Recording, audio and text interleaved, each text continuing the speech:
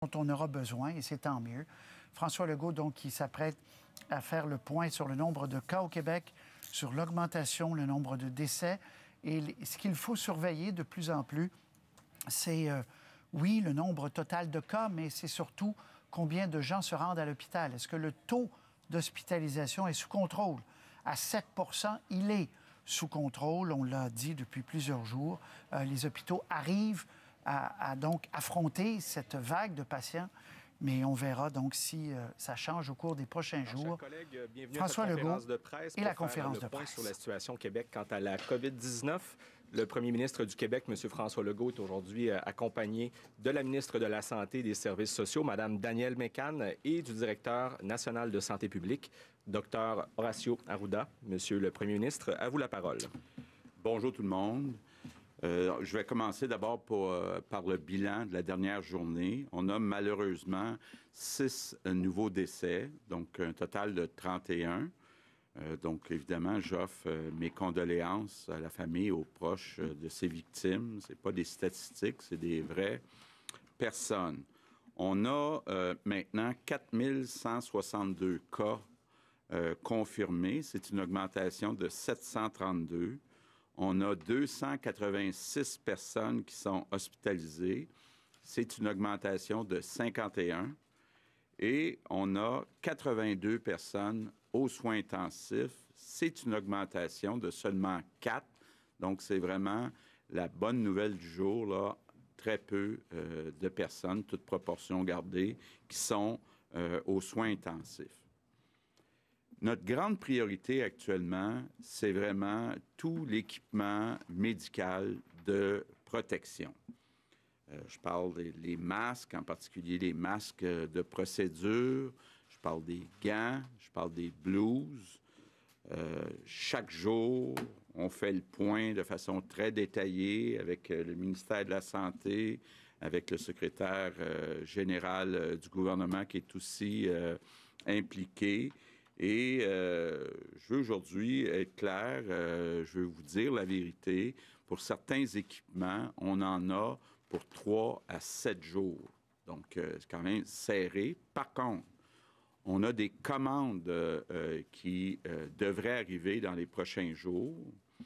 Et on a bon espoir d'être capable de passer au travers, là. Donc, je ne veux pas inquiéter personne.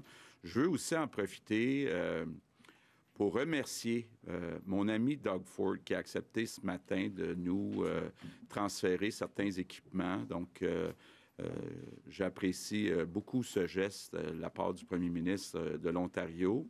Je veux remercier aussi Justin Trudeau, Chrystia Freeland, qui travaillent très fort à sécuriser certaines commandes à l'étranger avec les ambassades. Donc, merci pour votre aide. Je veux saluer aussi les entreprises. Il y a beaucoup d'entreprises qui ont des masques, entre autres le groupe Jean Coutu, qui en a 1,3 million de masques qui ont accepté de nous les transférer.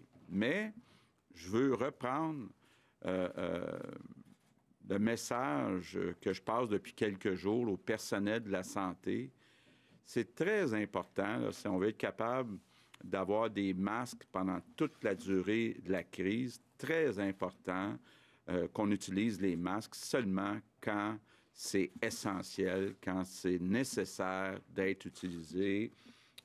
Daniel est en train de renvoyer avec son équipe là, des procédures pour quand on utilise quel équipement, mais très important, plus que jamais. Puis, écoutez, on n'est pas différent des autres, là. Si vous écoutez les chaînes de nouvelles, que ce soit aux États-Unis, que ce soit en Europe, partout, il y a un peu comme une course aux équipements de protection. Donc, on n'est pas différent des autres. Puis évidemment, bon, il faut être capable d'en avoir dans ce qu'on appelle le pic, là, le sommet de la courbe. Donc, on est tous dans la même situation. Aujourd'hui, je veux passer un message spécial pour les personnes qui sont isolées, les personnes qui sont seules. C'est normal que ça soit difficile à vivre et c'est pour ça que je demande aujourd'hui à toutes les personnes qui ne sont pas seules, qui ont la chance d'avoir un conjoint, une conjointe, de la famille, des parents, des enfants, s'il vous plaît, appelez une personne seule aujourd'hui. Donnez-vous ça comme tâche, là, comme responsabilité. Je le disais à mes 2 gars hier, appelez votre grand-mère, elle va être contente. Tout simple que ça, là. Si tout le monde appelle une personne seule aujourd'hui, je pense que ça va faire du bien à beaucoup de Québécois. Mes remerciements du jour, je veux vraiment les faire aux chercheurs. On a beaucoup de chercheurs actuellement au Québec qui travaillent jour et nuit pour trouver des médicaments, vaccins. Je pense, entre autres, au docteur Tardif, à l'Institut de cardiologie. Puis j'en profite pour passer un message pour lui. Actuellement, il a besoin de milliers de participants pour ses recherches, pour ses études. Ça prend des personnes qui ont la COVID-19. Donc, je vous demande, là, on va mettre les coordonnées du docteur Tardif sur le site web du gouvernement, mais ça pourrait permettre de sauver des vies. Si vous êtes capable, vous avez la COVID-19, vous acceptez de participer aux recherches du docteur Tardif. Ça semble très prometteur ce qu'il fait. Puis j'en profite aussi pour remercier tous les chercheurs, chercheuses. Il y en a plusieurs qui travaillent sur plusieurs projets qui, on l'espère, vont aboutir le plus rapidement possible. Et je termine en répétant mes 3 priorités. Pas de sortie, sauf si c'est absolument nécessaire. Si on sort, on se tient à 2 mètres des autres personnes. Puis quand on rentre de notre marche ou de notre sortie à l'épicerie, on se lave les mains avec du savon pendant 20 secondes. Donc, moi, je pense que si on respecte ce plan-là, on va sauver des vies de Québécois. Donc, ça vaut la peine de le faire, puis je compte sur vous. Quelques mots en anglais? Oui. Bonjour. Ma plus grande préoccupation, à l'heure où je vous parle, c'est pour l'équipement médical de protection. Maintenant, pour certains équipements, nous n'avons des réserves que pour 3 à 7 jours, selon le cas. De nouvelles livraisons devraient arriver dans les jours qui viennent. Et j'aimerais remercier mon ami, le premier ministre Doug Ford de l'Ontario, qui a accepté, pas plus tard que ce matin, de nous transférer quelques équipements. Alors, merci, M. Ford. J'aimerais également remercier le premier ministre Trudeau et Chrystia Freeland, la vice-première ministre. Ils travaillent très fort afin d'obtenir des commandes ailleurs dans le monde. Alors, merci beaucoup. C'est vraiment apprécié. Et c'est vraiment la toute première priorité, s'assurer que nous ayons assez de fournitures médicales dans les semaines à venir. Et j'aimerais demander à nouveau aux professionnels de la santé, s'il vous plaît, ne vous servez des fournitures que quand c'est nécessaire. Pour traverser cette épreuve, il nous faut demeurer unis. Aujourd'hui, je demande aux Québécois et aux Québécoises d'appeler quelqu'un qui est seul. Je connais beaucoup de gens qui souffrent de l'isolement. Un appel téléphonique peut vraiment ajouter du soleil dans leur vie. Et n'oublions pas, bien sûr, nos 3 priorités à chacun. Ne sortez pas, à moins que ce soit nécessaire. Numéro 2, si vous sortez, maintenez votre 2 mètres de distance avec les autres. Et numéro 3, au retour à la maison, lavez-vous les mains. Cela va sauver des vies. Je vous remercie tous et toutes. Alors, pour la période des questions des journalistes, on va débuter aujourd'hui avec Louis Lacroix, Cogeco Nouvelles. Monsieur le Premier ministre, Mme McCann, Monsieur Arruda, il y a un mouvement qui se dessine en ce moment et qui est supporté notamment par des médecins du CHUM, entre autres le docteur Boubez, qui est chef de service en orthopédie au CHUM, et qui suggère le port du masque dans la population en général. Il y a un mouvement qui part en ce moment et qui s'appelle Mask for All. Non pas pour se protéger soi-même de la COVID-19, mais bien d'éviter de transmettre par le biais de particules qui pourraient être transportées, aéroportées, dit-on. Le Washington Post dit ce matin que le Center for Disease Control aux États-Unis est en train d'examiner la possibilité de suggérer à la population en général de porter des masques, même des masques qui sont faits à la maison. Non, évidemment, pas des masques qui sont visés là, par les hôpitaux, les N95, etc., mais des masques faits à la maison. Alors, voici la question suggérée par les médecins du CHUM. Êtes-vous capable, de garantir que le port du masque par la population entière n'apporte pas de bénéfices? Et deuxièmement, est-ce que vous découragez les gens de le faire? Bien, c'est une question intéressante et une question qui soulève beaucoup de discussions actuellement. Il faut comprendre qu'il faut voir aussi le contexte dans lequel on est. On est en pénurie de masques, OK? Étant en pénurie de masques, ici comme ailleurs, puis on n'a pas la culture de port de masque depuis longtemps, étant en pénurie de masques, il faut utiliser le masque pour sa meilleure utilité, OK? Je tiens à vous dire que si on avait des millions, puis jamais, ça c'est important, le masque va remplacer les mesures d'hygiène de base, de lavage de mains, je tiens à vous le dire, parce que si vous portez un masque et que vous y touchez, vous avez touché à des objets, puis vous vous sentez sécurisé, c'est nuisible. Mais le port du masque peut avoir toutes sortes d'éléments, et on est en train d'analyser, il va y avoir des études qui vont être faites là-dessus, là, parce qu'on n'a jamais vécu ce phénomène-là, c'est différent d'une société à l'autre.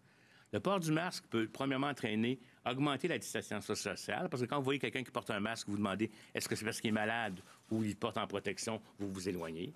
Fait que, dans une perspective, je comprends les questions qui sont posées, dans une perspective, je vous dirais, du contexte actuel où on n'a pas de masque, on doit avoir une gestion serrée.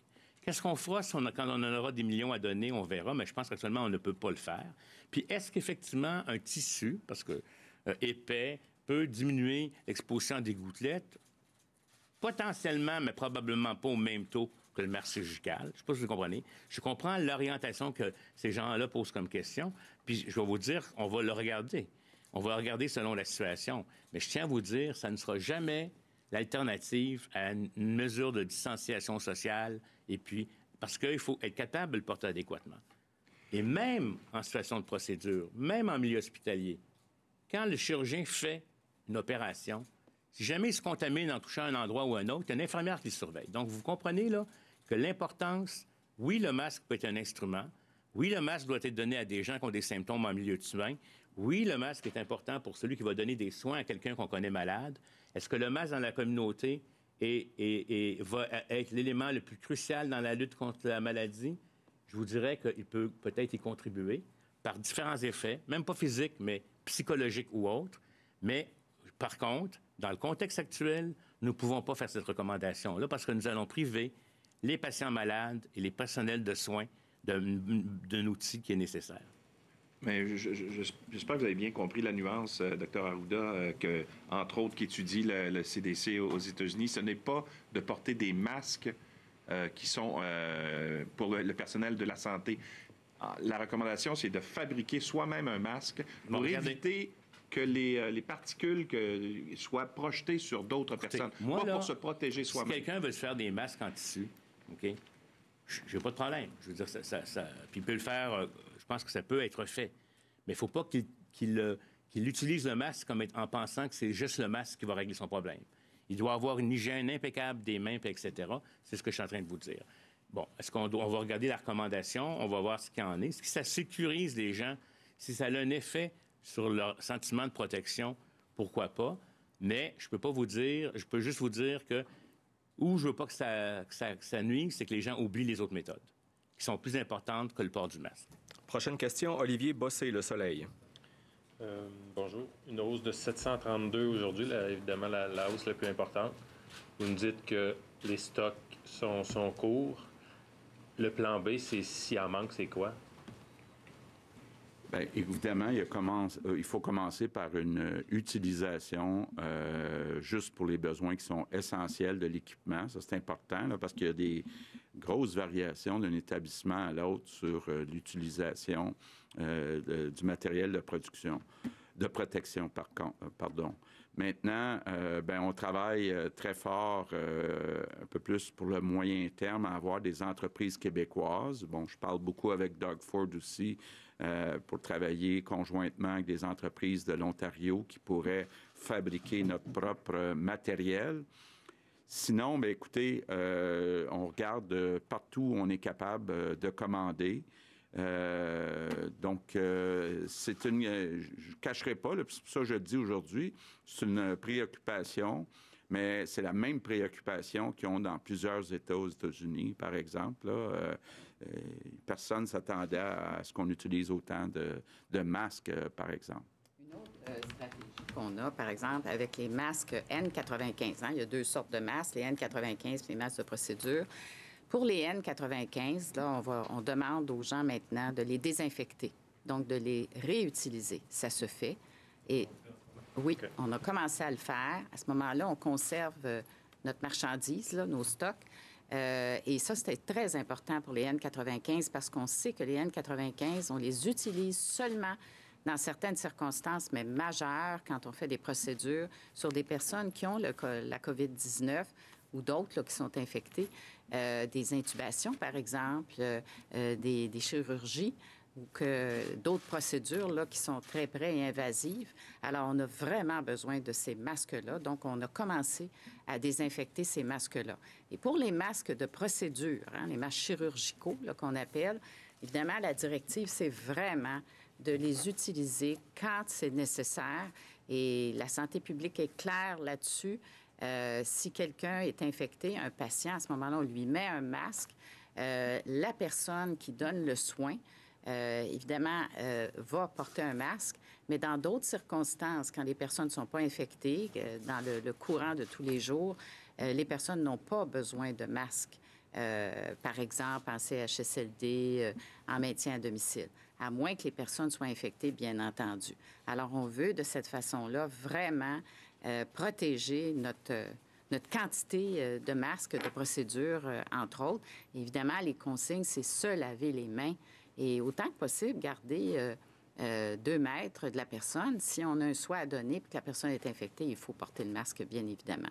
Est-ce que vous pouvez nous dire sur la livraison de l'Ontario, le nombre ou les éléments particuliers qu'on reçoit, c'est quoi? Oui, bien, c'est encore à établir, là. On a une première livraison qui devrait arriver aujourd'hui, puis possiblement d'autres dans les prochains jours.